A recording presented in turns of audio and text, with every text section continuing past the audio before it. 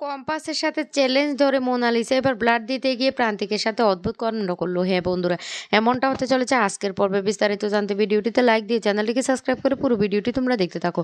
গল্পের শুরুতে আমরা দেখতে পারবো রাজীব প্রান্তিককে বলতে লাগলো, দাদা এখনো তো চিফ গেস্ট আসেনি। প্রান্তিক তখন বলতে লাগলো, ভালো ভালো ব্লাড ডোনেশনটা হচ্ছে, আমার না খুব ভালো লাগছে। এবার না যে সমস্ত ব্লাড ব্যাঙ্কগুলিতে ব্লাডের জন্য হাহাকার করছে সেটা এবার কিছুটা হলে মিটে যাবে। তখন বলতে লাগলো, চিফ গেস্ট আসলে তো ভালো হবে, আমাদের বস্তির জন্য কিছু ডোনেশন করবে, তাহলে আমাদের বস্তির কিছু উন্নতি হবে। তখনই প্রান্তিক বলতে লাগলো, আমার না সেসবে কিছু যায় আসে না, আরে ওরা এসে আমাদের করবেটা কি? তখনই রাজীব বলতে লাগলো, দাদা তুমি তো ব্লাড দিয়েছো, তুমি তো কিচ্ছু খাওনি, তুমি মাথা ঘুরে পড়ে যাবে, তুমি অন্ততপক্ষে কিছু খেয়ে নাও। প্রান্তিক তখন বলতে লাগলো, না না আমার খেতে হবে না, আমি তো এর আগে অনেকবার দিয়েছি ব্লাড, আমার কিচ্ছু হবে না, তোরা এত টেনশন করিস না তো, কিচ্ছু হবে না বলছি। কিন্তু রাজীব কিছুতে কথা শুনে না। রাজীব বারবার বলতে লাগলো, দাদা তোমাকে বলছি প্লিজ কিছু তুমি খেয়ে নাও। অন্যদিকে কম্পাস আর বিহান সেই অনাথ আশ্রমের যিনি প্রিন্সিপাল তার সাথে কথা বলতে থাকে আর বলতে লাগলো, আপনারা এই প্রান্তিক বাবুকে কোথায় পেয়েছেন? তখনই বলতে লাগলো, প্রান্তিক তো আমাদের অনাথ আশ্রমের গর্ব, কিন্তু ও খুব রকচটা ছেলে, ও যেটা বলে না সেটা কিন্তু ওর যদি কোনো কাজ যদি অন্যায় ন্যায় বিরোধী হয় তাহলে কিন্তু ও প্রতিবাদ করে। ওকে আমরা পাশের রাজ্যের একটা রেল স্টেশনে পেয়েছিলাম, সেখানে সে বসে বসে কাঁদছিল আর ও না হিন্দিতে কথা বলছিল। তখনই কম্পাস বলতে লাগলো, মা তো ও বলেছে ও কোনো এক পাহাড়ে নাকি ওরা ঘুরতে গিয়েছিল, সেখানে হারিয়ে গেছে, আর ও তো বাংলা কথা জানতো, তাহলে ও হিন্দি কি করে বলে? তখন বলতে লাগলো, হ্যাঁ উনি হিন্দি কথাই বলতো, কিন্তু আমাদের অনাথ আশ্রমে থাকতে থাকতে না বাংলা কথা অভ্যাস হয়ে গেছে, আর লেখাপড়ায়ও খুব ভালো, আমাদের এখানে ও লেখাপড়া করেছে, বুঝতে পারছো? তখন কম্পাস বলতে লাগলো, বিহান স্যার তাহলে? তাহলে কিছুই তো বুঝতে পারছি না। তখন বলতে লাগলো, এর আগে আপনারা ওকে ও কোথায় ছিল সেটা কি জানতেন? তখন প্রিন্সিপাল বলতে লাগলো, না, তবে তার একটা ফাইল আছে, ওই ফাইলটা আপনারা দেখে নিলে দেখে নিতে পারেন। কম্পাস তখন বলতে লাগলো, প্লিজ আপনারা আমাদেরকে ওই ফাইলটা একটু দেখিয়ে দেন না, তাহলে আমাদের সুবিধে হয়। তখন বিহান বলতে লাগলো, সত্যি তো কম্পাস, আমারও না কেমন একটা মনে হচ্ছে। আর সেই মুহূর্তে তখন রাজীব প্রান্তিকরা সেখানে চলে আসে আর এসে বলতে লাগলো, তোমরা তোমরা এখানে? এদিকে মোনালিসা তার ভাড়া করা গুন্ডাকে ফোন করে বলতে লাগলো যে সে ঠিকঠাক মতো পৌঁছে গেছে কিনা। তখনই তার দাদু বলতে লাগলো, মোনা কি ভাবছো, কি এমন মনে মনে ভাবছো? মোনা তখন বলতে লাগলো, দাদু কি দরকার আমাকে ওখানে নিয়ে যাওয়ার? তখনই বলতে লাগলো, শোনা আমি একটা কথা বলে রাখি, আমাদের অনেক ফেস লস করেছে ওই ঋতুজারা, আমাকে জেলে পর্যন্ত পাঠিয়েছে, আর এখন আমাদের তো ভাবমূর্তিটা ধরে রাখতে হবে, তাই আমার সাথে তোমাকেও নিয়ে যাচ্ছি। আমরা সেখানে আমন্ত্রিত হয়েছি চিফ গেস্ট হিসাবে, তাই আমাদের ভাববন্দি ধরে রাখতে হলে তো আমাদেরকে যেতেই হবে। এদিকে মোনালিসা বারবার ভাবতে থাকে আর বলতে লাগলো, দাদুকে তো কিছুতে বলা যাবে না, দাদুর ডায়েরি থেকে নাম্বারটা জোগাড় করেছি, না না আমাকে খবরটা নিতে হবে।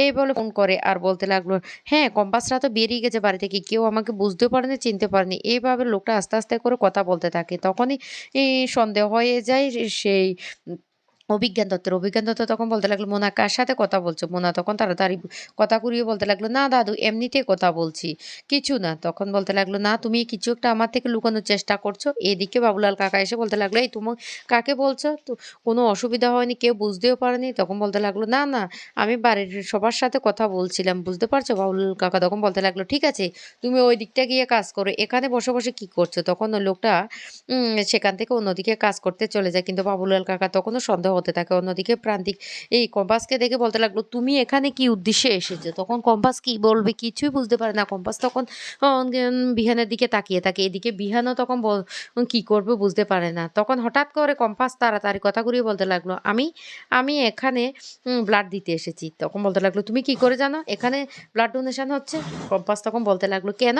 তুমি তো আমাদেরকে বলেছিলে ব্লাড ডোনেশন হবে, সেজন্য তো আমি এখানে ব্লাড দিতে চলে এসেছি। কি রাজীবদা, আমি তো তোমাকে ফোন করেছিলাম। রাজীব তখন বলতে লাগলো, তুমি আমাকে ফোন করেছিলে বোন? তখনই কম্পাস ইশারা করে বারবার বুঝিয়ে দেয় যে হ্যাঁ। বিহান তখন বলতে লাগলো, হ্যাঁ রাজীবদা, কম্পাস তো ফোন করেছিল। তখন বলতে লাগলো, ঠিক আছে তোমরা এখানে এসেছো ভালো কথা ব্লাড দিতে, তবে কোনো গন্ডগোল যদি পাকা তাহলে কিন্তু খুব খারাপ হয়ে যাবে।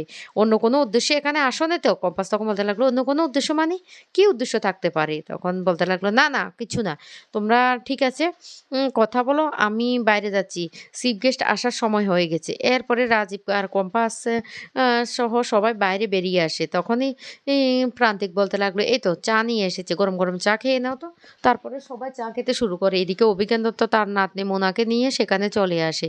কিন্তু মোনাও ও খেয়াল করেনি যে কম্পাসরা আসছে। অন্যদিকে প্রান্তিকরাও সামনের দিকে আসতে থাকে। এদিকে অনাথ আশ্রমের প্রিন্সিপাল বলতে লাগলো, "আমাদের এখানে আপনারা এসেছেন আমরা খুব খুশি হয়েছি।"